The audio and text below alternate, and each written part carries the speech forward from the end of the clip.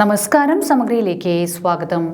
N Radhakrishnan അനുസ്മരണത്തിന്റെ ഭാഗമായി October 26-ന് അഖില Kerala mono act championship സംഘടിപ്പിക്കുമെന്ന് സംഘാടകർ വാർത്താ സമ്മേളനത്തിൽ അറിയിച്ചു.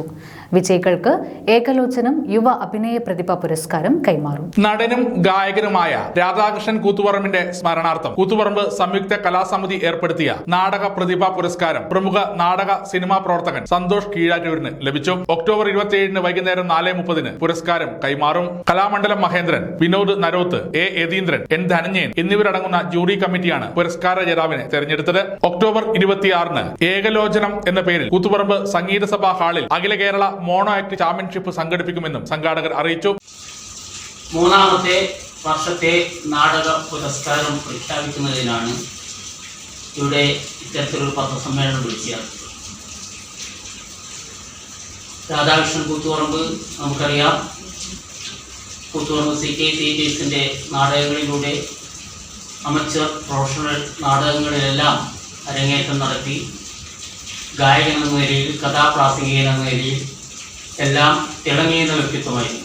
UP high school, higher secondary school വിഭാഗങ്ങളിലാണ് മത്സരം നടക്കുന്നത്. വിജയികൾക്ക് ക്യാഷ് അവാർഡ് വിതരണം ചെയ്യും. ചടങ്ങിൽ വെച്ച് യുവ അഭിനയ പ്രതിഭാ പുരസ്കാരവും വിതരണം ചെയ്യുമെന്ന് സംഘാടകരായ C Sivadasan master, AU Rajitha, N Dhananjayan, Vinod Naroth, T Bharathan എന്നിവർ വാർത്താ സമ്മേളനത്തിൽ അറിയിച്ചു.